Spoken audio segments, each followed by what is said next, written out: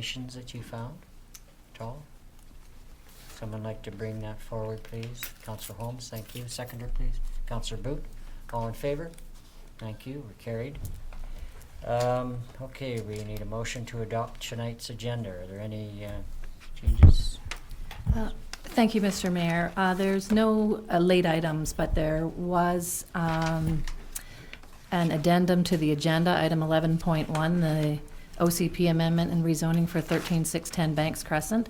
The staff report was just updated slightly prior to when it was first published, and it has also been highlighted in yellow, which it wasn't when it was first circulated.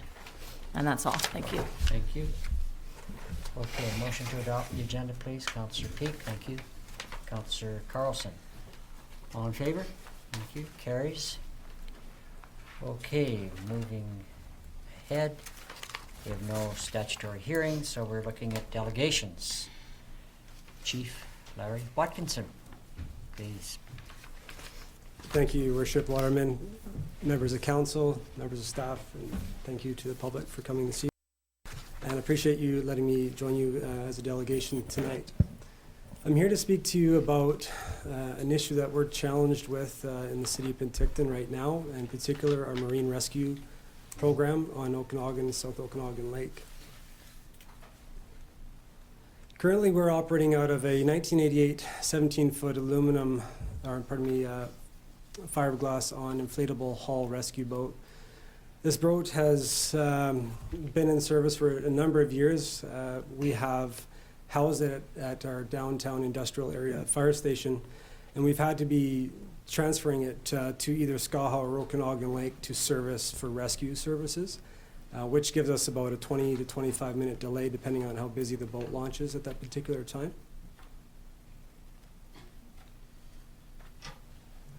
We've had some significant damage done to the boat based on the severe conditions that this boat has seen on Okanagan Lake.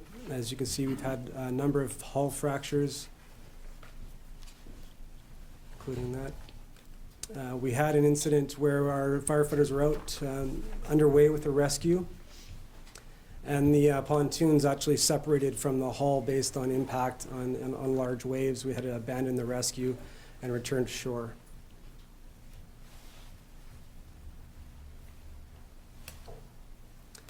We do service all of South Okanagan. The intent of our rescue program is to do all of Skaha Lake, which I know you don't have an interest in. But we do South Okanagan, all the shorelines of Summerland, all the way up to the Peachland rescue boat. So we do meet wherever the two boats can come in and amalgamate our services. What we respond to, basically any situation on the lake that needs assistance by our services. That could be a swimmer, a boater in trouble, personal watercrafts, of course, collisions on the lake. Commonly, though, we find that people are getting on their paddle boards, or visitors, or people that are not really familiar with the lakes, and getting caught up in situations that they don't know how to get themselves out of. And then we get driver-bys or people seeing the situation, calling in 911, and we find the person in the lake. We have been to downed aircraft situations, and commonly we have motor vehicle accidents that are coming off the highway into the lakes, and we support those rescues also with our ice rescue program, along with our marine rescue program. And of course, we do also shoreline fires. There's a picture of our boat, one of the incidences we dealt with, a plane in the lake. As you can see, this boat is very small as it relates to firefighters inside of it. We have really not a lot of space for people that we are rescuing, no place to do CPR, clear airways, or do any kind of air management practices inside the boat. So we have to get them to shore as rapidly as we can, currently. Another incident we had dealt with. You can see the instability of this boat. It's just unsafe to be operating in. I put some stats up for you. On average, we see anywhere from 15 to 20 calls a year. We see an increase, as you can see in the 6-year track record here. And of course, commonly we are more busy from April to the end of October for our marine rescue programs. So in 2013, we were approached by a service group that wanted to assist us and sponsor a new marine rescue program that would encompass both lakes, 2 boats, and boathouses for the rescue units themselves. In 2015, I took the initiative with our support of our council to modify our program, including putting marine rescue units which were based on a personal watercraft type, which would be a rapid, quick response that were jet powered, that we could do Skaha Lake and the channel. A lot of times we see people in the channel that are unaware of the moving current, and they are basically leaving their personal water or their crafts and drifting down the channel and getting themselves into trouble. So we now have a faster and rapid response that we can get up there even when the channel is populated. The intent was to then put a rescue boat on Okanagan Lake so that we wouldn't have to actually launch the boats each time we needed to go on a rescue. The boats will be in the lake and available 24/7, 365 days a year based on ice. So we are moving towards funding a new rescue boat to be strictly located in the Penticton Yacht Club and service all South Okanagan waters. As you can see here, we initially budgeted $155,000 for the boat and $45,000 for the two personal watercrafts, a total of $200,000. The funding group was going to provide us with $50,000. Council gave me another $40,000 to bring our budget up to $150,000, so we were right on track to meet the target that we were required to do for the new marine rescue program. These are the type of units that we purchased for the Skaha Lake. As you can see, we can do rescues on the back of the units. I know this isn't a lot of interest for you, but this is to supplement and augment the entire marine rescue program. They can also be brought onto the Okanagan Lake very quickly if we have a major event like a mass casualty situation, or we have a houseboat with people on it that we need more rescuers. Unfortunately, in October last year, we received notification the Service Club was not able to support the program with the $50,000 endorsement. So now we have current funds available of $110,000.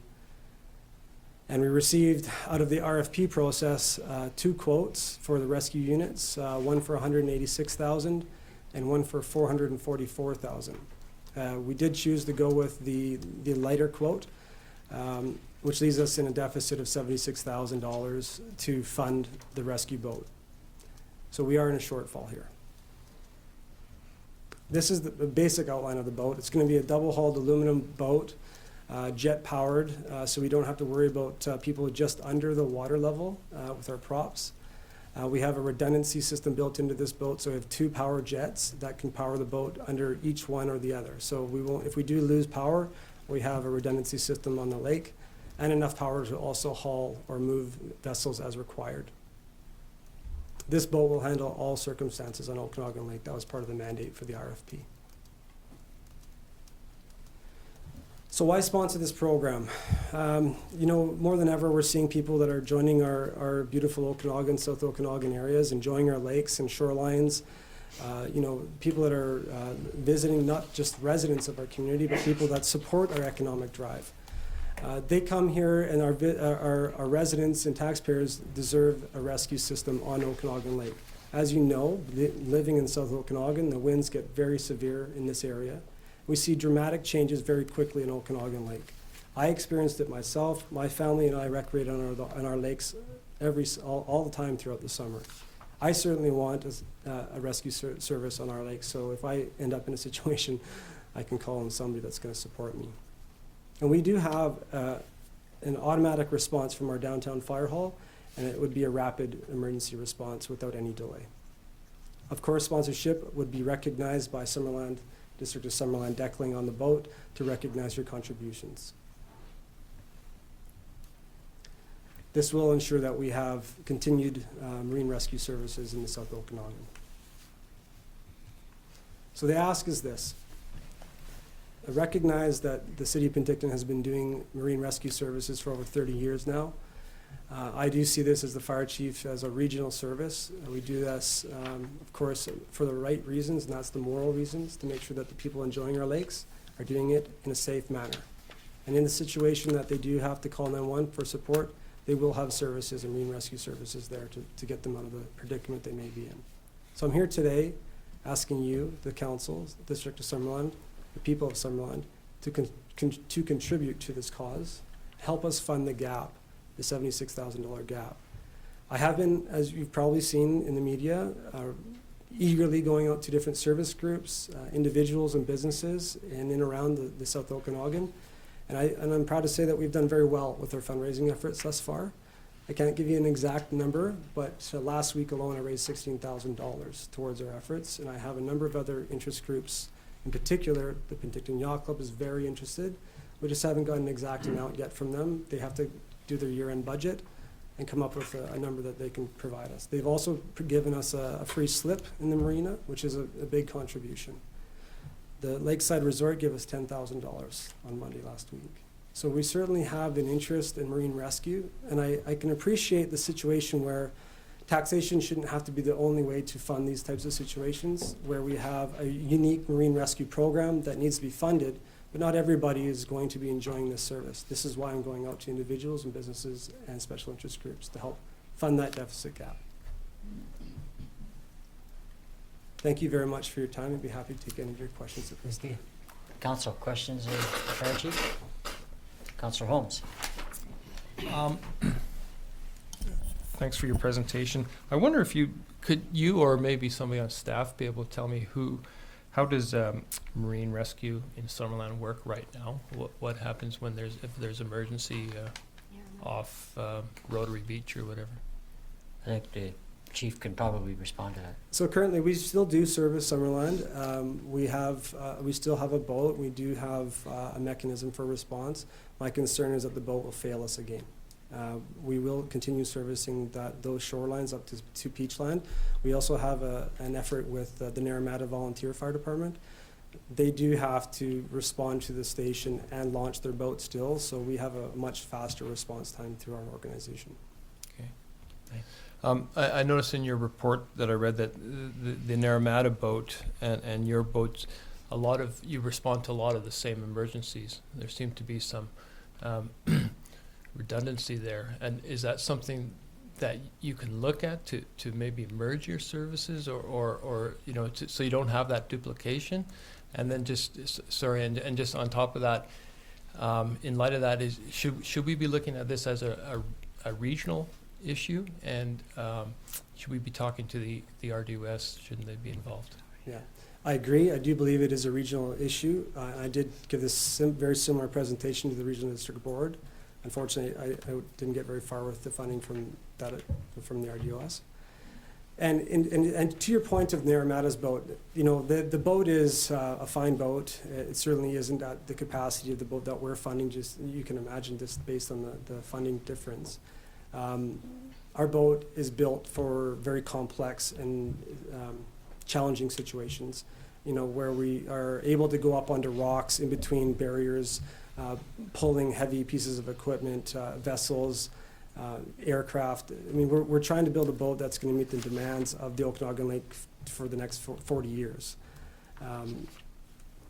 Ultimately, in our experience, it is really beneficial to have a second responding agency, Naramata or Peachland, to support the mechanism on the lake in the event of a failure or a situation where a rescue becomes into multi-patients, or a lot of times we don't realize what the situation is because people see it happen on the lake from the highways, they call 911, we don't know until we get there. So if we have to say thanks Naramata for coming out, or vice versa, them saying thanks to come out from Penticton, that's great, we high-five and we head on our way home. But the reality is we just don't know what we're going into, and in a lot of cases, we do need their support, and they need our support. So you talk about redundancy. In emergency services, redundancy is really important for us, so that we have two motors on the boat that we can get there. Naramata's boat only has one motor on it, so if they fail or break down, they're dead in the water also. So I do believe that having that mechanism, that support, is very important to our marine rescue program. Councillor Peak. Thank you very kindly, Mr. Mayor. Thank you, Chief Atkinson. My question is, do the RCMP, if they have their safety boat out, are they part of the call-out? Do they know about a call-out coming out on the lake if they're out on the lake? We coordinate our efforts with RCMP. A lot of times the RCMP are the ones that call us to come out and do the rescue. Unfortunately, the RCMP boat is staffed by retired members that come back, and they do patrols. They're not outfitted, or nor can they go into the water. Our firefighters, unlike Naramata's also, we enter the water to do the rescue. So we arrive on scene and our firefighters actually go into the water. Even in cold days like today, we have the equipment to do so. So if somebody's just below the surface, we still can get to them. Like the 2 fatals that we had unfortunately on SCA this year, we were able to get to the victims before they went too far. Thank you. And if I may, you've done research on the kind of boat you need, so you feel that the boat you're recommending at the 186 or whatever it is the requirement that you need for the kind of rescues you do on this big lake. Yeah, we put a boat committee together and we did a lot of different research on Skaha and Okanagan Lake. And with our boat and Peachland's boat and Naramata's boat, we all augment each other really well. They all have different levels of capacities. Our boat in particular, in my opinion, meets all of the demands of the Okanagan Lake and the challenges that we face when vessels go adrift and into rocks. That's where our boat is going to be the most predominantly used. So subsequent to that, you don't use it a lot for firefighting from the shore, because there are rescue boats that would have a capability for that. Yeah, it brings a significant At an increased value cost. to the boat. However, what we're going to be doing with this vessel is we're going to be putting a portable pump on the boat so that we can do ground-based firefighting from the shore. Like if we have an abandoned campfire or a small wildfire that's caught, we can still get to it and pump quite a bit, 250 gallons a minute from that pump to still mitigate those issues on the shorelines. Or if there's a vessel fire, we can still handle that too. Excellent. Appreciate the discussion. Thank you. Thank you for your time. Okay, Councillor Boot. Thank you, Mr. Mayor. I'd first like to comment on Councillor Holmes's, sorry, I'm staring straight at you, I couldn't remember your name. Councillor Holmes's question about the RDOS. Yes, the fire chief did approach RDOS. The lack of interest, if I might just say this, is not so much the northern part of the South Okanagan of RDOS, but the Similkameen part, because obviously they're not going to benefit at all. So there's that.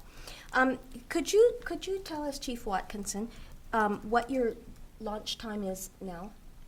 So currently our launch time is about 20 minutes based on from Fire Station 202 down in the industrial area to Penticton's Yacht Club boat launch. In the summertime, it can be a little bit longer because there's people on the launch and we have to clear them and get them out of the way. So this is going to bring a significantly reduced response time to our marine rescue program. Okay. As you know, it takes moments in the lake to get yourself in trouble.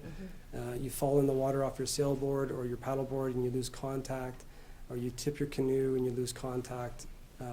Unfortunately, people still haven't got the message to where the life preservers, which could solve a lot of problems, but that's a much larger scale issue. But this is going to bring a dramatically reduced response time to our marine rescue program in South Okanagan. I have a few questions. Go ahead. Is your ask strictly for capital, or does it include maintenance costs? Thank you for the very good question. The City of Penticton has committed to an ongoing cost replacement program for whenever the boat does need replacing. I'm figuring about 40 years, and we'll also be covering all the operating costs and fuel and training that goes along with that. So you've answered another one of my questions. The 40 years is the approximate lifetime of the vessel? Because the vessel is going to be an aluminum hulled boat and it's going to be a custom welded boat, it's going to be very strong, where we'll be able to get through ice and go onto rocks. This boat will last for many, many years, significantly longer than the 30-year lifespan that this poor Zodiac has handled.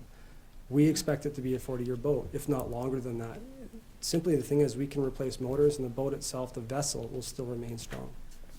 Right. And my last question is, you've mentioned, and I've seen it in the media, about approaching service groups or other groups. Have you approached groups in Summerland yet? I have not reached out to any particular groups in Summerland yet. I've been so busy with the interest in Penticton. Literally my days are full of meeting with people. There's a lot of interest and a lot of really great people that have come out with, even the smallest donation. Like I had a gentleman from Naramata actually bring me a $100 check just because he believes in the program. So that every step, every inch counts, and we're moving towards that. I certainly believe that we're going to meet our goal. We're going to have a boat in the Okanagan Lake this summer. Thank you. Yes, Councillor Holmes. Yeah, I'd just like to comment on Councillor Booth's comment about my comment. And, you know, the RDOS, they do have programs which communities can opt out of, and so I don't see why we should let them off the hook that easily. The Summerland community can always opt out of something, a regional program such as this. I think this is definitely our DOS territory as far as I'm concerned. This covers, potentially 3 lakes on which, the majority of the region's population is on. I really think that this should be taken to the RDOS. Just trying It's to not, it's not quite that straightforward, but I'll leave it at that. Okay, any other questions? Okay. Councillor Peak? Could I make the motion? Yes, please bring that. Yes, that the presentation from Chief Larry Watkinson of the Penticton Fire Department be received for information. Thank you. Councillor Boot, seconder? Just a Councillor question Carlson? to the CAO. Go ahead. Will this come forward when we talk about budget, and if there may be an opportunity to discuss this further? Certainly, if you receive it for information today and just ask us that you do want it perceived. I've already talked to the fire chief, and we could provide further information to council. That would be nice, thank you. Okay, all in favor? Okay, carried. Thank you very much, Chief Watkinson. It's been a pleasure to have you here this evening and appreciate your presentation. Thank you, Your Worship, and ladies and gentlemen. Okay, thank you. Okay. Moving on, we come to segment 6, which is the opportunity for public commentary. And I'd just like to say, in referring to item 11.1, any public comment on that particular item should be restricted strictly to the moving of the public hearing date and not dealing specifically with any issues you may feel you have around the issue itself. So it's strictly to be dealt with regarding the date of the public hearing. Okay, so does anybody like to speak to any item on the any highlighted item on the agenda, please? Yes, Mr. Wall.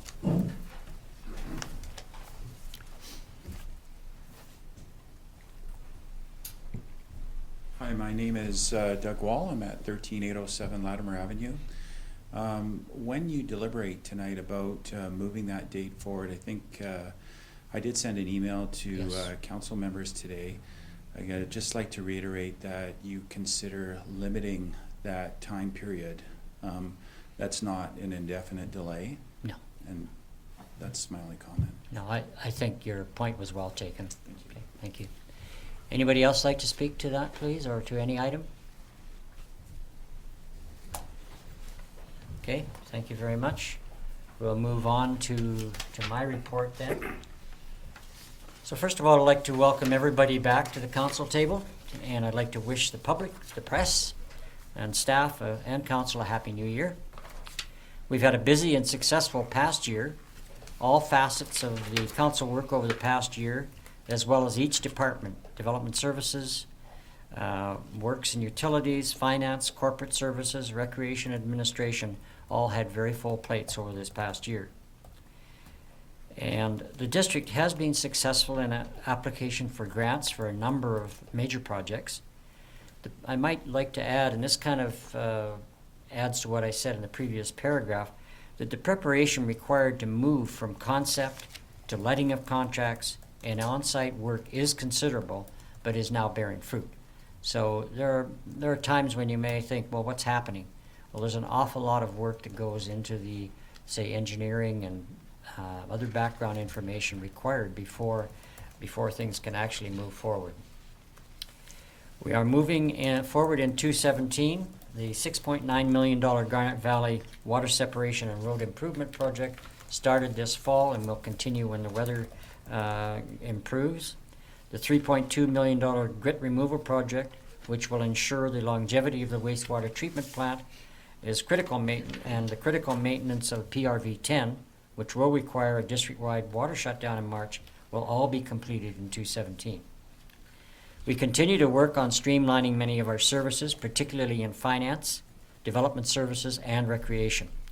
The Recreation Department will be introducing online registration in early spring 2017, making it easier to sign up for many of our many recreation programs. Summerland's also taking a progressive role in efforts to improve our carbon footprint and ensure that sustainability is considered in each district initiative.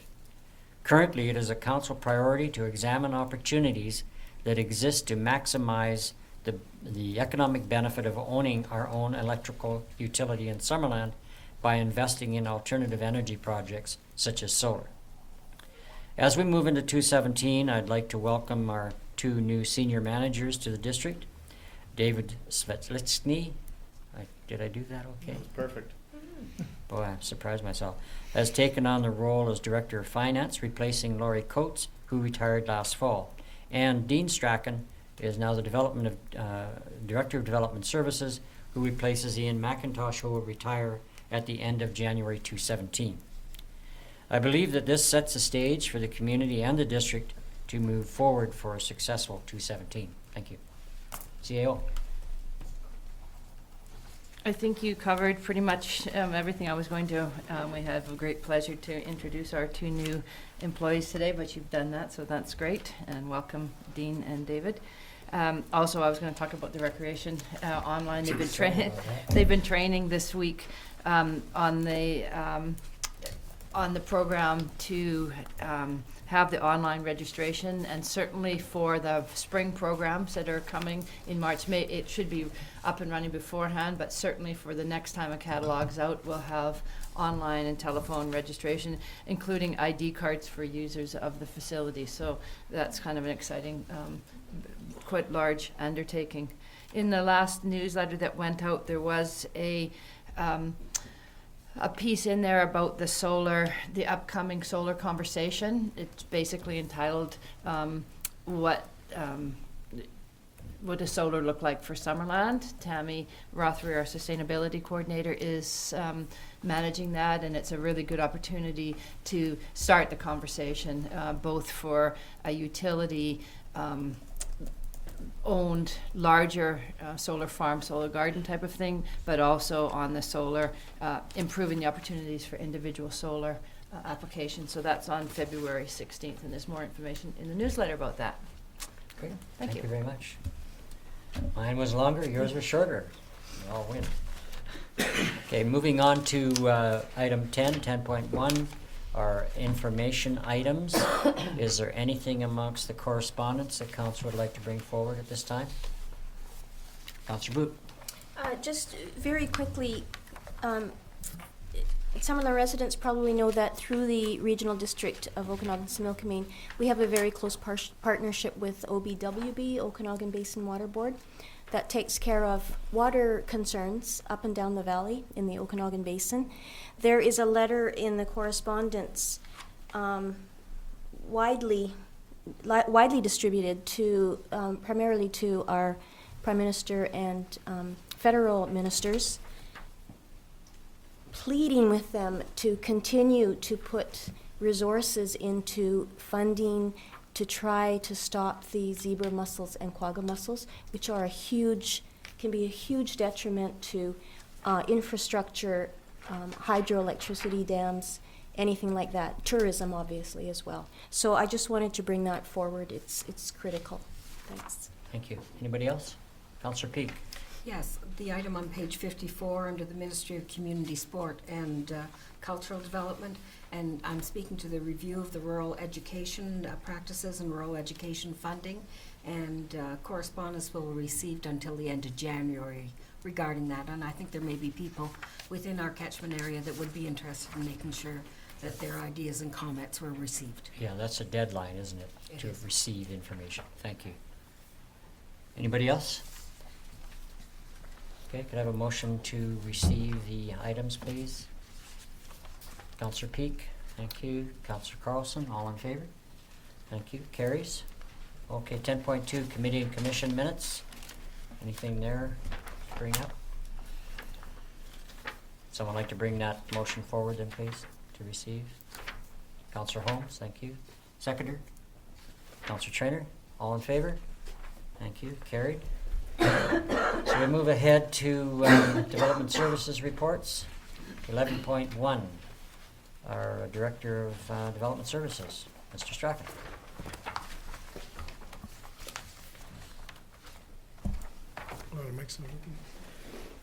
As noted, we've got a report to council in regards to 13610 Banks Crescent and a major project there. And the recommendation for staff is the council requests that we prepare a summary report on the community consultation. It's going to be taking place beginning next week.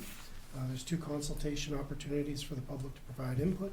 And we're recommending that the public hearing that was scheduled for January 26th be postponed until we report back to council with that information from those consultation meetings and what the community had to say. Thank you. Now, do you have any suggestions around a date? As, for example, Mr. Wall just brought up the potential for, say, a week, 2 weeks from, say, the 26th. Is that what are you anticipating? Anything particular? CAO, would you like to?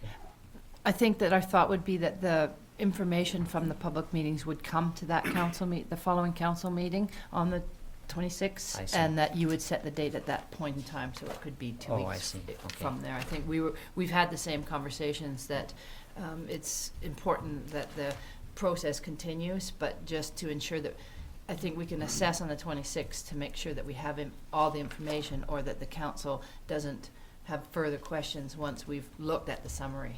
Okay. Yeah, there's no desire to delay things, but also we've also got a desire to hear all the information and collate it properly, so I think that's important. Councillor Boot. Could I just ask a question about the date? Because January the 26th is a Thursday? Sorry, I was meaning whatever the day, the council 23rd. meeting, the 23rd. 23rd. So Yeah. for the 23rd Okay. meeting, we'll attempt to have the information here at the council meeting. We Understood. will at least have a Okay. conversation then, since the Okay. public information sessions will be over, on what the next steps will be. Okay, thank you. Councillor Trainer? So we have a public consultation, open house on the 16th, which is the Monday, and then on the 19th. That's right. So is that enough time? The 23rd is the following Monday. That's why I'm saying That's it's 4 something days. will come to council on the 23rd. Something will come to council. And It'll then- be a report that's either saying we need more time to compile the information, or it'll be the information to compile. That's why there's no decisions being made right now on. Well, we're just unsure on the magnitude of information that we're going to be getting, and if there's anything else that's unresolved at that time. So on the 23rd will definitely be a discussion. Okay. We'll be Thanks. setting a date for the public hearing then. We'll be setting a date if we have all the information. If, in worst case, we don't have all the information, we'll have a better idea on what the timing's going to be. Okay, thank you. Councillor Boot? And one other question related to the timing. Will it again be a public hearing outside of,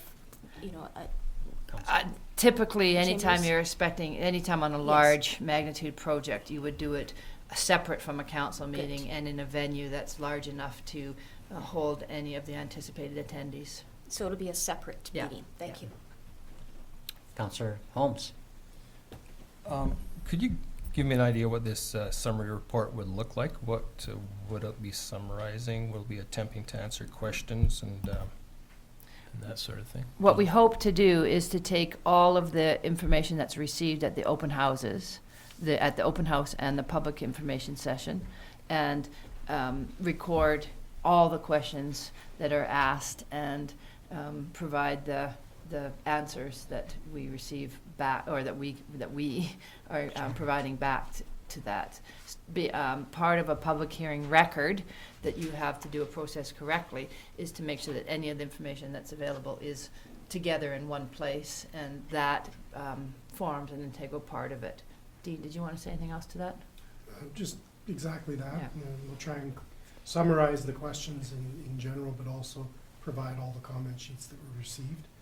So you can see the actual documents that were received at the meetings, but summarizing the main points and where information is available on those items, if there's information available, and where there's questions that may be unanswered at this point, and opportunities to get more information. So Pardon me, so you're essentially saying where there are questions, et cetera, we'll be providing information to match those questions, is that what you're saying? That's correct. To respond to those questions, and that's a good part of the collating of that information? Okay. There may thank be you. questions that are brought up at the open house that we're not able to answer, at the public information session that we're not able to answer at the time. So there'll be a part of that as well whenever they can be. Thank you. Supplemental. Yeah, So I guess what's being summarized, is it people's comments and concerns that is being summarized, or is it, or are we summarizing our responses to those concerns? Right. You know, what I'm getting at is that I think there's a risk that we'll be distilling the information, you know, that will be, and there's an element of subjectivity involved in deciding what's included in a summary and what's not included in a summary. Well, it's a fairly, I shouldn't say fairly, it's a very common methodology to use. We encourage people to write comments down. The Q&A or the information session is really meant to be a question and answer session. It's really meant to be for people to get more information. The public hearing is the time when people are giving their opinions. The public hearing is very one directional, of course. This is the opportunity to ask questions and provide answers. So there'll be we will capture any comments as well, but they would just be briefly noted if there's comments, but certainly any outstanding questions is the purpose of it. And to have as much, as we said at the open house, to have as much written information as possible. I think if I get the drift from your question, Councillor Holmes, is that, you know, a distillation, I think if, for example, a dozen people had a question about, say, the fish hatchery, for example, I wouldn't expect that, the concerns that, and varying aspects of that concern might be, would be evident in the questions, and the response would be to address those various concerns regarding, say, the hatchery, as an example, as I see it. Is that not correct, CAO? Well, most councils, they just want all the information, and they want to be sure that they've had access to all the information, all the different questions that are out there. They're not necessarily wanting to know if there's 10 people that have felt this way or that way.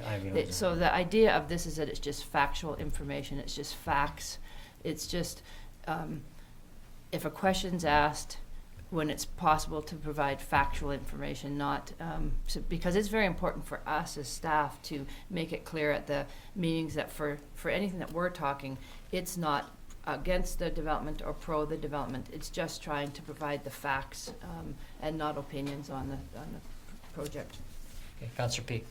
Yeah, I'd like to say that I'm pleased that we're going to make a time period that allows council, because you sit as a councillor, you want to have time to digest the information that's given and spoken about at public meetings, and you want to be careful that staff have provided all the information that you need to hear regarding the concerns from the public, so that when you have your open mind about decision making, that you still have an opportunity to look at all the factual information and a time to digest it and go back and be able to look at that material to consider your decision when it comes time to do that. So I'm pleased that this process is sort of pausing to take time to do that. I understand about the public record, and this gives an opportunity, because there's a staff workload involved in doing all this, and it gives an opportunity for that to occur as well. Thank you. Any other questions? Someone like to bring the motion forward, please? We've had it read out once. We can, as written, if it's okay. Yeah. That the staff be requested to prepare a summary report for the community comments and input received at the public information sessions to be held in January 2017, and that the public hearing currently scheduled for January 26, 2017 for bylaw number 2016-042 and bylaw 2016-043 be rescheduled to a future date following the receipt of the summary report from staff on the public consultation sessions to be conducted in January 2017. Thank you. Is there a seconder, please? Councillor Traynor, thank you. Any further discussion? Councillor Holmes. I'm going to vote against, and it's not because I don't doubt the good intentions of this. I believe it's been done for good intentions, but you know, I think in the past these sort of exercises have been done for not necessarily the best intentions, and you know, I think that still lingers with me. And personally, I don't really have a problem digesting large volumes of information. I don't really need it summarized for me. Okay, thank you. Any further? Councillor Carlson? Just that I don't know if it's necessarily just summarizing for council the information that gets brought forward. I think that having this information put together and the information available to the public prior to a public hearing will give the public time to also digest the information if they're unable to attend these events. And I think that from my past experience, it's actually going to be very valuable to have some time to think about this before simply being unable to respond to things. We'll actually be able to have a conversation before a public hearing, because after that there's no time for conversation, and I think that it's actually worthwhile to do it this way. Thank you. Anybody else? Did we have a second around that? Yeah. Yeah. Okay, all in favor? Thank you. Opposed? One opposed. Motion carries. Thank you. Moving on to 11.2. Bylaw contravention. Mr. Garcha? It's an appeal. Yep. This is, Mr. Garcha would make an appeal to council regarding the property at 1517 Johnson Street. We'll speak first, and anybody else that has to be heard can be. That's the anybody else in the properties involved. Mr. Garcha. Yeah, good evening, Mayor, Council, and staff. My name is Jesse Garcha, and I live in Pentington. My address is 155 Waterford Avenue. First of all, I would like to clear that characterization of this issue as a dispute between neighbors is totally incorrect and inappropriate. It is clear from the staff report that that this dispute started long before I developed and built a home next to Janet Caldwell. The problem has been ongoing with District of Summerland since 2008. Before council takes the recommendation from staff to do nothing, I would like to make you aware of some of the potential risks and cost of the district and its taxpayers, and the many tools staff is recommending you ignore if you take no action. I have submitted a more complete account of these, but will just read the highlights here. All bylaws reference are to Summerland Building Regulations, bylaw 2013-017. I think I have given copies to all the councils provided. Yeah, so it will make easy, when I'm reading something. Number one, Janet's own home and the older home on the property have not met the minimum health and safety standard for an occupancy permit. And yet she is living in one and renting both. Neither home can get insurance due to the Section 57. The city is aware of the rental and complicit in this, and in this is exposing the District of Summerland to extreme liability when neither home is deemed suitable for occupancy.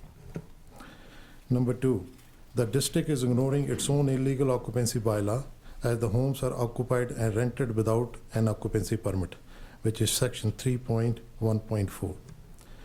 Number three, the bylaw states that no person overseeing construction site shall allow or maintain any unsafe conditions. The Section 57 still being active on this property proves this to be an unsafe condition that is being maintained. That's under Section 3.1.7. Number four, additional tools beyond those itemized above that you have as a district to solve this problem include the following. Section 4.2. Number A, Janet Cadwell could be ordered to conform with the bylaw 4.2.1 within a specific time. Number B, Janet Cadwell could have been ordered to remove illegal construction, Section 4.2.3, and this may still be possible. The district could order that the occupancy be terminated, Section 4.2.4, in one or both homes. The district could order that the occupancy be certified, Section 4.3 by a professional engineer. The district could issue a stop work order under Section 4.4. The district could refuse to issue any further permits under Section 4.6.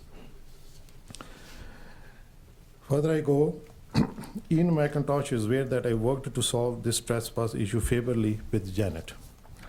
Sharon Massner, who is also here in the audience today, is another neighbor, acted as a mediator in this matter. And you have copies of that verbal agreement that I provided to all the councils and the mayor. And at the end, me and our company provided $10,000 plus other help to Janet Cadwell to solve her Section 57 on the new home. The neighbors have tried to do what we could, but the tools to solve this issue lie with you, mayor and council. I would like to say, like, this $10,000 that we provided to Janet Cadwell was to help her to, get rid of the Section 57 and fix the older first house that she has on the property. And I would like to ask also council, I talked to Dean earlier today, the $25,000 that district has, what good is that $25,000 for? Because both houses are rented, and I would like an explanation on that, please. So in conclusion, I would like to submit that inaction on the part of the city on these bylaws requirements has brought us to this point. No neighbor versus neighbor dispute. The good news is that you have the tools to finally take action and solve this. Thank you very much for letting me speak. And I think if Shelley Parker, my realtor, can speak right now, or she has to wait. Yes, she can. Well, you ask if there's others that want to speak. Well, I can just ask, are there others that wish to speak to the issue? Oh, okay. So, good evening, Councillor and Mayor, Mr. Mayor, and the general public. My name is Shelley Parker, and I'm a realtor, and I've been working with Jesse Garcha for the last 3 months on the project neighboring the property in question. Sure. Yeah, speak a little. Okay, sorry, thanks. So I've been working with Mr. Garcha on this project for the last 3 months, and that's the neighboring project to the property in question. I just wanted to bring to your attention that I was really excited to come onto this project, most importantly because I'm a resident of Trout Creek, and secondly because what I see what he's doing there is an affordable housing project. His lot values are in an affordable range. They start at $189, and the homes that he's designing down there are homes that will allow for a legal suite in the basement to allow families to move to the area, to be able to afford to live in Trout Creek, and also to be able to support the local school down there. So I'm hopeful that we can resolve this issue as far as the neighboring property. It is a big objection for a lot of buyers coming to the area, and you'll notice the photos that was attached to the report that Jesse gave you.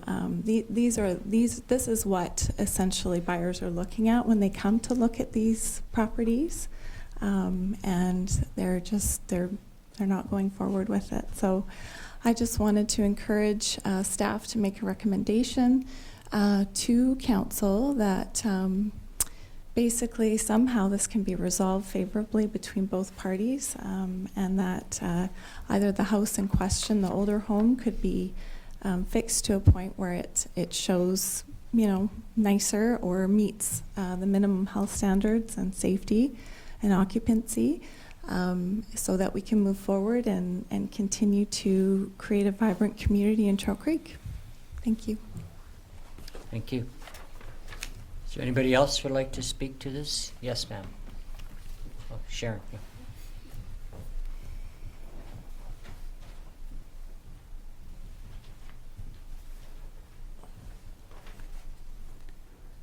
Good evening, Mayor, Council, staff, public.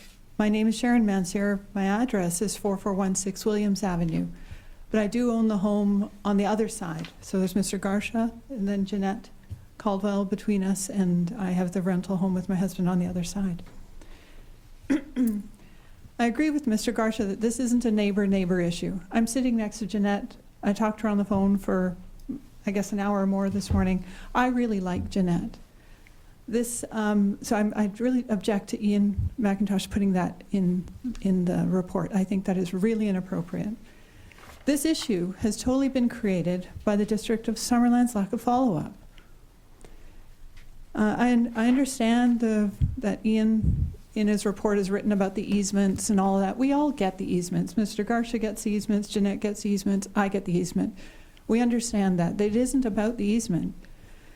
What I don't understand is the complicated arrangements that are outlined in the staff report that the town does not seek to have a resolution on. I'm unclear why the district would have entered into a situation where they took a $25,000 security to ensure that an activity was done or completed and then not act on it in 8 years. And I don't think this has helped my neighbor Jeanette. I'm not sure I'd like this situation to resolve in a way that's favorable. I thought the city took those securities to cover the cost of executing the work. I thought that's what this was for. And so if the resident or builders did not do it, I thought that money would take care of her for that. So if this earmarked money is not going to be used for, and this is where I'm also not clear, I talked to Jeanette and it's for the kitchen decommissioning, but it seems like in the staff report that's for the kitchen decommissioning and or the home removal. It's really unclear to me what it's for. But if that had happened in a timely fashion sometime over the last 8 years, Mr. Garsha's issue would never have arisen. Does the town just collect these funds for their coffers? Like, what is this money for? I heard Mr. Garsha ask that same question. That is my question. So what's happened is that this town's inaction has left a vacuum to be filled. I tried by helping Jeanette negotiate with Mr. Garsha for funds to make her home eligible to get an occupancy permit and the Section 57 removed. Does anybody hear the irony that and the danger hidden in that sentence? A person is living and renting premises, yet I am trying, as a neighbor, to help them get an occupancy permit. Shouldn't this be the job of the city, to help put these pieces in place after 8 years? So let's just remember why our town has bylaws.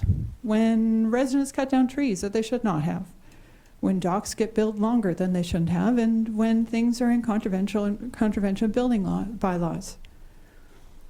So we need our town to apply these rules to deal with these issues as swiftly as possible, because I think after 8 years, this has become a very complicated and difficult problem to solve. I know that a solution 8 years ago might have been a little bit easier for Jeanette. I think that the same solution implemented now might be quite a bit different. So Jeanette's a lovely lady. I told her what I was going to talk about in general this morning on the phone. I hadn't written it up perfectly yet. But her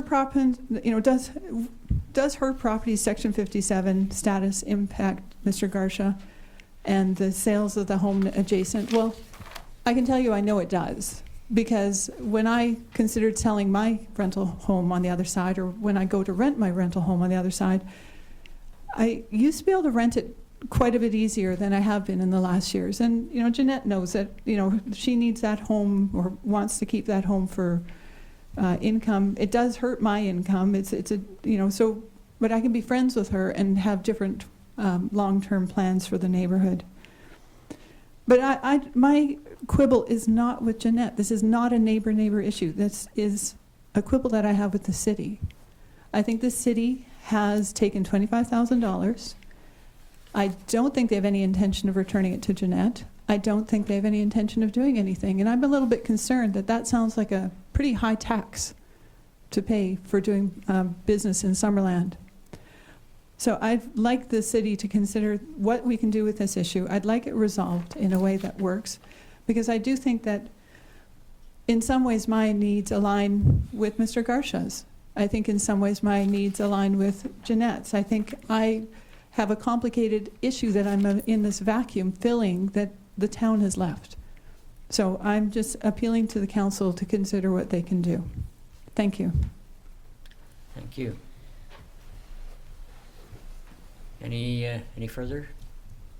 Yes, ma'am. Dean, will you speak for what happens this Will you give your opinion, or can we do that? Well, Mayor, I attended to the site today and met with Jeanette. Yes. As to the opinions, that's up to you to provide your side of the council.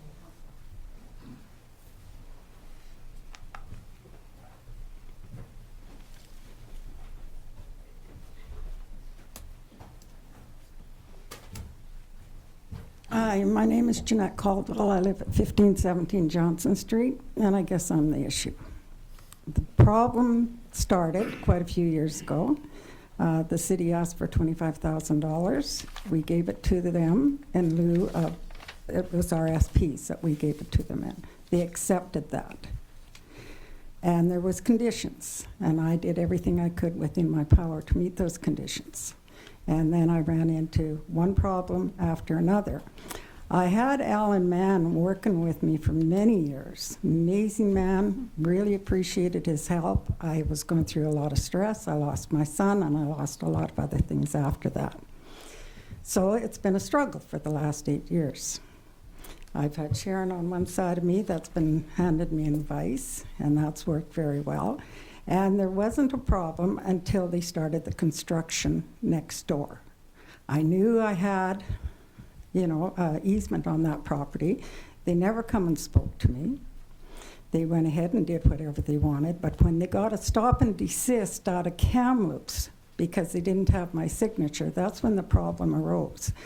Mr. Garcia came to my home, threatened me, abused me verbally.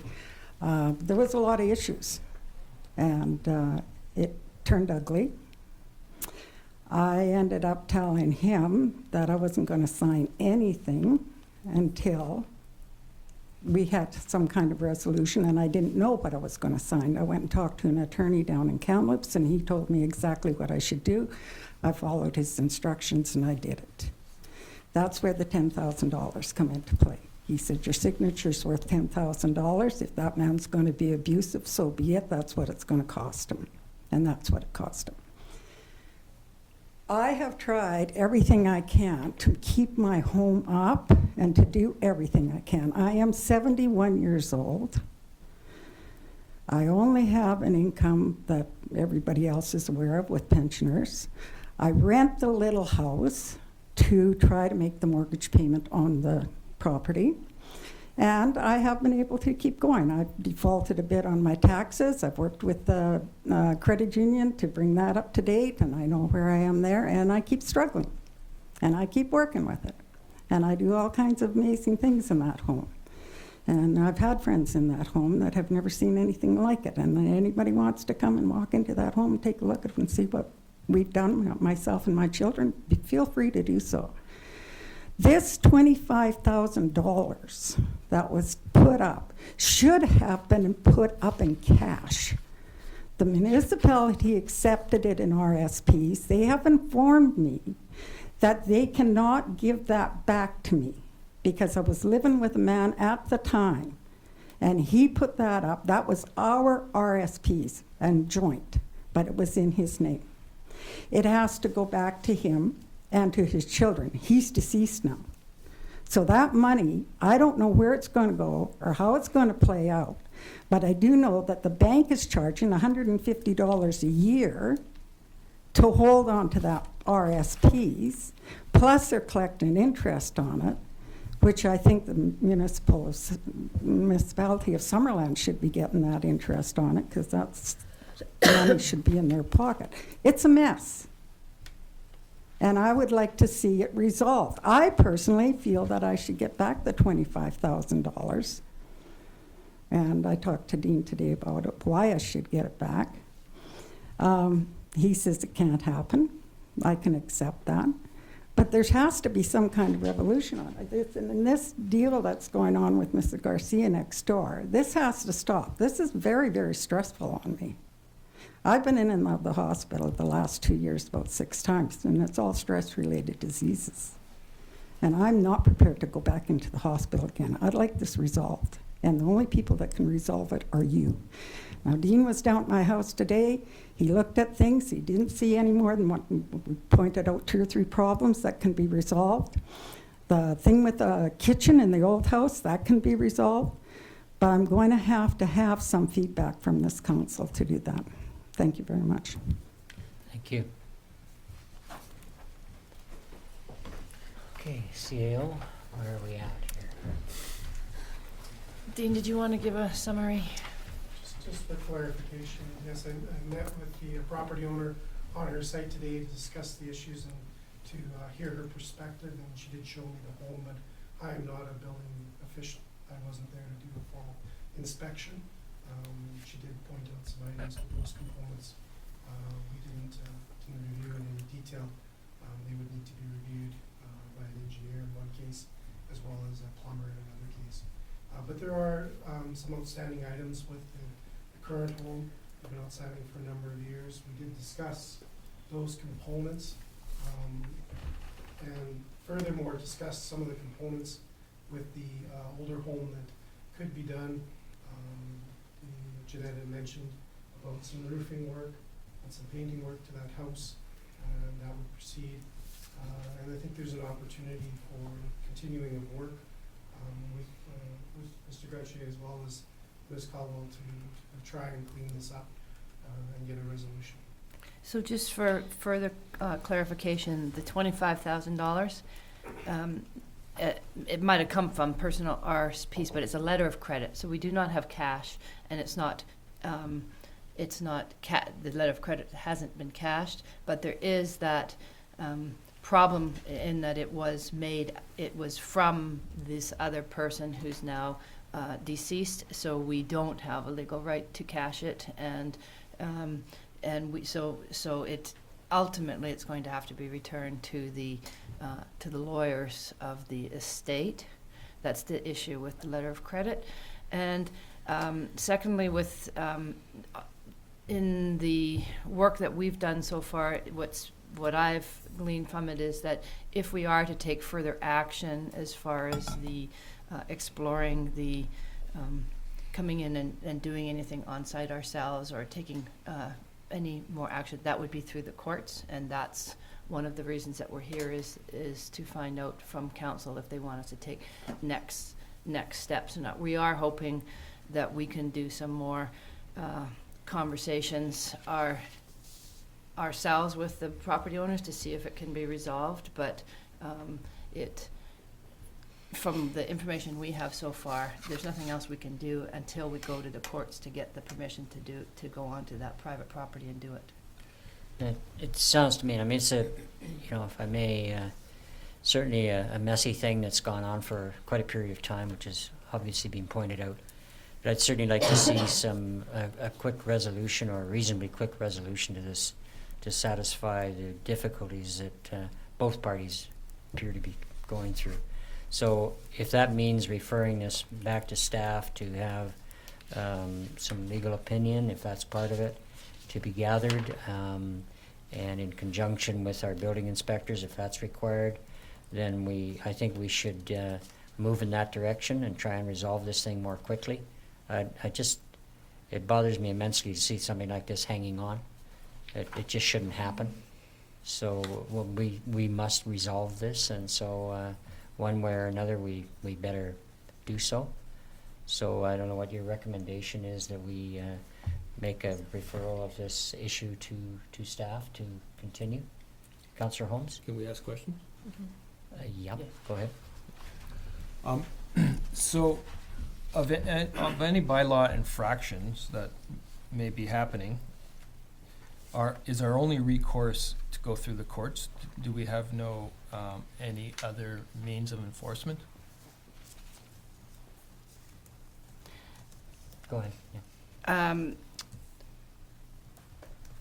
At this point in time, from what I've understood, there's nothing.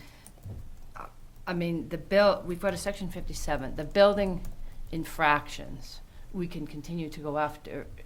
Building inspection infractions, we can continue to go after, but that would lead ultimately to a section 57 if they weren't in compliance.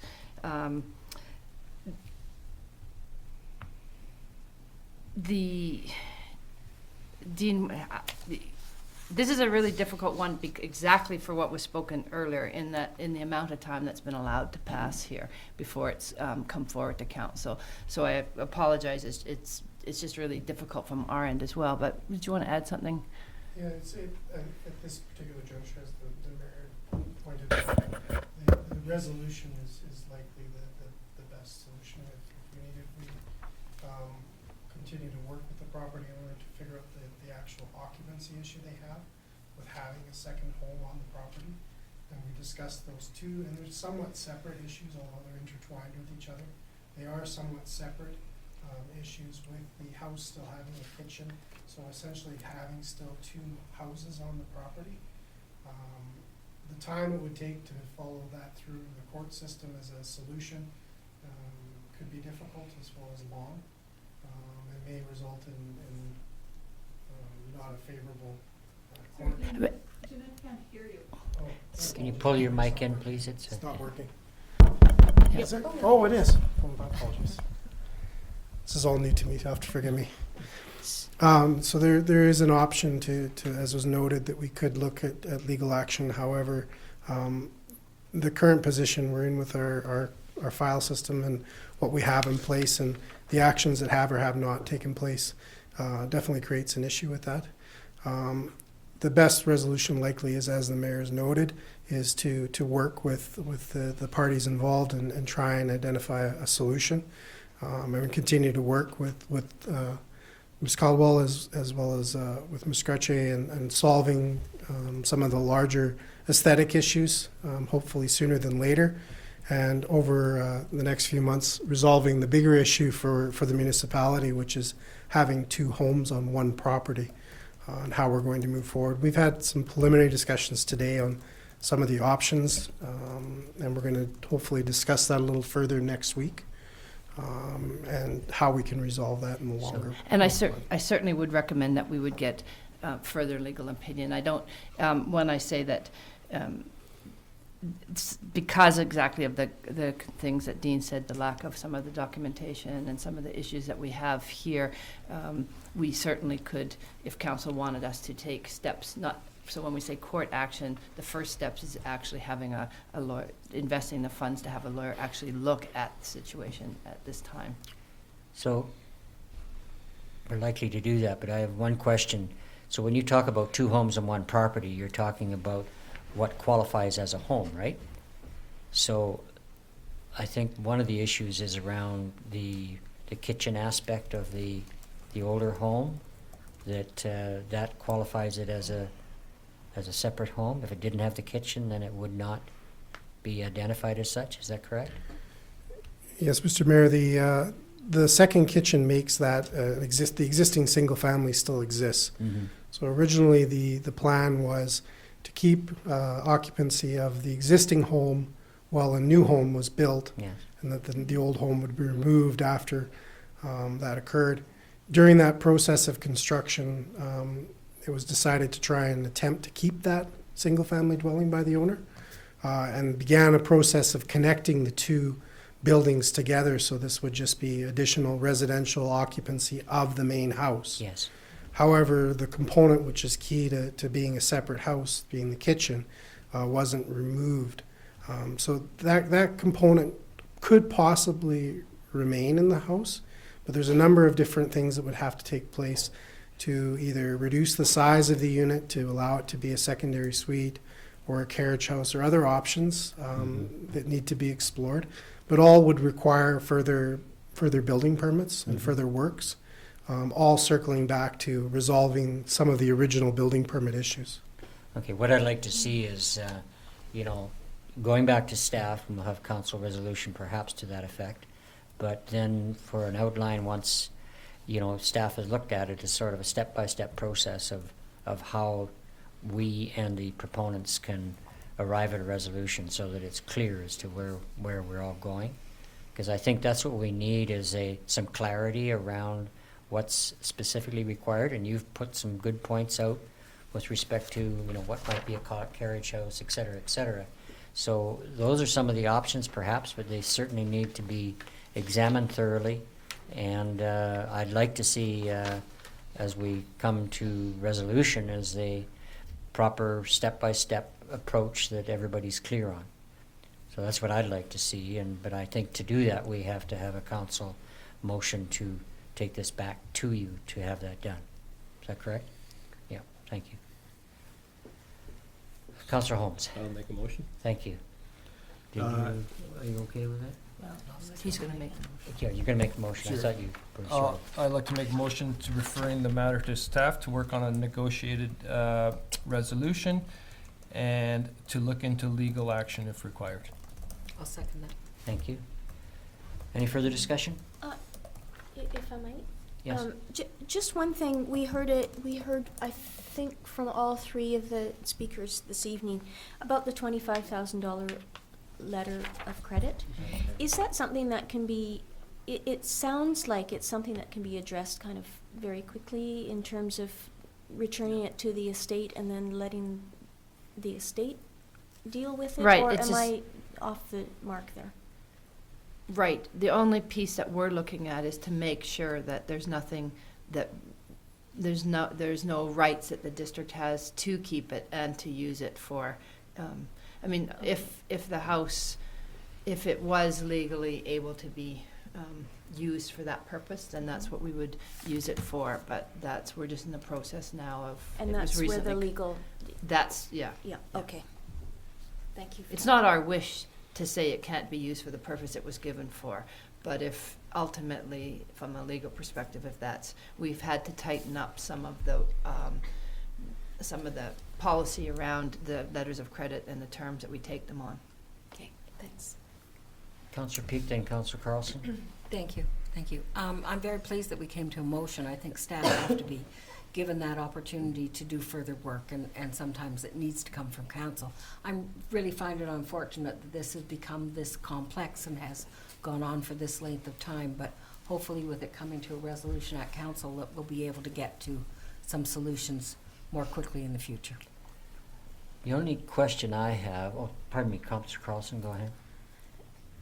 Just a quick note that the verbal contract that was presented to us, it comes to a mutually beneficial solution, and I think that it needs to be remembered when staff is having conversations with the neighbors that there has been some positive development, and I think that making sure that we don't forget that conversation has taken place and that it continues in a productive way so that this can get resolved quickly and hopefully as easily as possible, because I think everybody would like to get along with their neighbors and all be happy down there. I just have one question about the motion and perhaps some clarity by our development services. Is it premature to include something about legal action or legal aspect to it now? No, It's not? Okay. Councillor Holmes just said if required. If required, okay, that's fine, thank you. Any further discussion? Councillor Trainer? I just have a quick question about the $25,000. Was that originally taken almost as a deposit or a guarantee that the work would be done with the idea that that money is then returned once the work is done? Absolutely, it's that's letters of credits are done typically for security, in a lot of cases for off-site works or something where you take it, and if the work's not done, you do it yourself. The only problem is that in a home like this, it's not the same as off-site work. Home on private property, it's not the same rules. So that's where the part of the problem we're running into. It's the intention was to do it, but the ability is not there. Okay, so the money, I guess, from the original contract can't really be returned until these things are done? No, we could return the money. The problem is the time that's passed. Yeah. All the stuff that's happened. If this, I agree entirely. This shouldn't be coming to council 8 years later when we realized that there was a letter of credit and work that wasn't done. However, it is what it is. So, but because the letter of credit, which has a name attached to it, is a person who's no longer living and no longer living on that site, and because some precautions on the wording of the letter of credit weren't taken, that's where the little legal battle of this is. So likely that $25,000 is the letter of credit is just going to be returned to the estate, and it won't have anything to do with this at all. Councillor Holmes? But generally speaking, though, it's not unusual to take a letter of credit like this for a building like this until it meets code, right? And that it's passed and it's a done thing, right? It's, like, this isn't an unusual, 8 years ago, this wasn't an unusual thing to do. I mean, Dean, speak to it first. Mayor, it's not unusual to do what originally took place, was to allow someone to continue to live in an existing single family with some form of a bond while they built their new house, Yeah. under the understanding that occupancy of the new house wouldn't be granted until such time as the old house was removed, and then they would get the bond back. So that's quite common in many communities. What is uncommon is then to alter it to a specific construction work inside a building, like removal of a kitchen. That's that's what the real issue here is, that the terms changed along the way, and they didn't have a new security issued reflecting that. So Okay. what they're, okay, but so having said that, the original intent, that the original building, I mean, even though 8 years has passed, it still isn't at code. Is that correct? I mean, so it still hasn't passed the building inspector's inspection. The new building, yeah, the new building. Is that correct? but the letter of credit was for demolishing the old building, right? For when the new building was complete and passed code. Right. And No, it I- has, Oh, right? Okay, No? I'd like to clarify that, because what you're saying is that the timing, the amount of time you're saying really doesn't matter. It's whether they met code or not on the new building. Perhaps Mr. Strachan can. Yeah, the bond doesn't specifically relate to the occupancy of the house, other than it was eventuality of the removal of the home or the where they were living previously. The house is now at a state where it's being occupied, and there is a list of deficiencies that aren't small deficiencies, but there aren't, I would classify as hugely significant either. And certainly all issues that could be worked with the property owner to resolve, but that's related to the new build, not directly related to the second issue, which is this other house that's being retained when it was originally going to be removed. And now that owner wishes to look at options to continue to retain that house, but find a means to make it legally allowable. So the letter of credit, there's a number of issues with it, which is why we're in the process of having a legal opinion on that, because it's not straightforward. But you're absolutely right. It's not unusual to use a letter of credit in that type of situation. Any other questions? Councillor Carlson, did you have one? No? Okay, any further discussion? Did we have a seconder on that? Yes, we Yeah, okay. All in favor? Okay, motion carries, none opposed. Thank you very much. So staff's got direction on that now? Mr. Mayor, just for clarification for the two speakers, I'll be contacting them Good. tomorrow to Thank you. schedule further discussions. Yeah, it's every intent to keep the contact up and resolve things. Okay, thank you very much.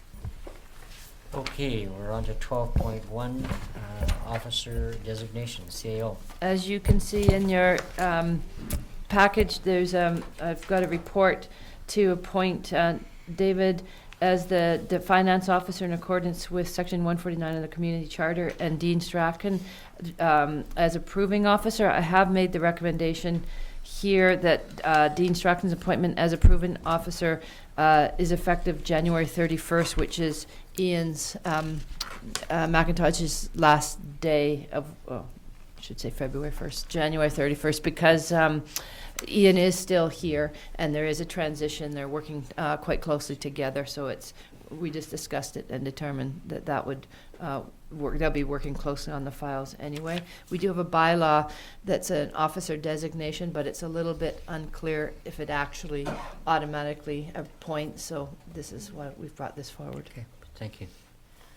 Council, I'd like to, Councillor Carlson, I will move 12.1 as presented. thank you very much. Seconder, Councillor Trainer, thank you very much. All in favor? Motion carries, thank you very much. Any new business? No new business. Okay, 14.1, Conkle Mountain Park Dedication Bylaw 216-046. This is simply a request for adoption of the bylaw. Okay. Councillor Holmes. Move that Coconut Green Park dedication bylaw number 2016-046 be adopted. Seconder, please. Councillor Boot, thank you very much. All in favor? Motion carries. We've now dedicated Conkle Mountain. Good. Okay, on to councillor reports. Councillor Trainer. Sorry, I was reading a report. I just would like to thank the Summerland crews for plowing the roads over the last couple of weeks. We've had lots of snow and I've seen them out there. I know it's been a lot of work, so I wanted to say thank you for that. And I also wanted to mention that this month's Business After Business has been moved from January 24th, I think it was, to January 17th. And it is at Main Street Yoga. That's from 5 to 7, again on Tuesday, January 17th. And finally, I just wanted to mention that tomorrow night I will be leading the Summerland Girl Guides on a tour of Summerland City Hall. So I'm really excited about that. They're going to earn a badge. I think one of the things they have to do is tour a municipal building. So they will be in here tomorrow night, and I'm going to hopefully explain everything well, and I hope they have fun. You did want that 5-hour presentation by myself? No? Okay. We only have 1 hour. Only 1 hour. Oh, too bad. Councillor Boot. So in line with that, Councillor Trainer, they are welcome to attend the Water Advisory Committee meeting tomorrow night. As is everyone else. It's stimulating. 6:30 here in Council Chambers. Good to know. It won't be watered down. Thank you, Councillor Peak. Councillor Carlson. I don't have any report tonight. Councillor Holmes. No report. Councillor Peak. Thank you. Yes, I've attended an Arts Council meeting since last council and a Heritage Commission meeting. Like Councillor Trainer, I wanted to commend our Works Department. I attended several open houses, and there were lots of good comments from the public on the fact that our crews are really good at keeping up with what we need to get done. So that was appreciated. There was mention that the islands at the end of Rosedale, so out on Highway 97, get iced up and snowed up. I don't know who looks after those. Perhaps there'll be an opportunity that staff could look into that. It was somebody that uses a wheelchair and another person that uses a walker, and when they try to cross, it's hard to end up stopping on those islands. So Okay. that was the comment. Thank you. Okay, thank you. Any questions from the public? Pardon? You have one that wants to speak. Okay. Yes, please, sir.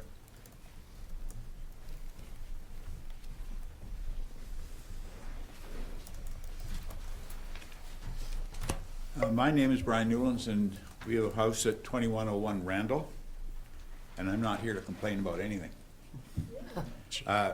I am here, though, to speak briefly because I'm going to be away, I think, when the public hearings are occurring on the 13610 Bank Street. And I'm neither in favor nor against the rezoning, and I'm neither in favor of the project or against the project. What I am very, very concerned about as a taxpayer in this city is if something happens to slip through the cracks, that the taxpayers of Summerland will be left to pick up the bill, i.e. a fire truck, a storage, for instance, a ladder truck I think has to be required for a 6-story building. I watched on the news when we were in Vancouver a couple of weeks ago, and that's when I found out about the project, and somebody had given a report and they were quite sure that there would be no problem with the stream coming down to the fish hatchery. Well, my position is I really don't care if they're quite sure. I would like them to be absolutely sure. And the letter of credit or a bond or something like that, I'm sure that the developer who is going to do very well with this project, if indeed it does go ahead, he would be more than willing or should be forced to put forward sufficient funds to hold so that we as taxpayers are not left to pick up with any remedial failure that might occur from his project. Thank you. Good. Thank you very much. Thank you. Any comments from the press? Questions? Susan? No? John? No? Okay. Okay, could I have a motion for adjournment, please? Councillor Holmes, thank you. Councillor Peak, all in favor? Thank you very much. See you next time.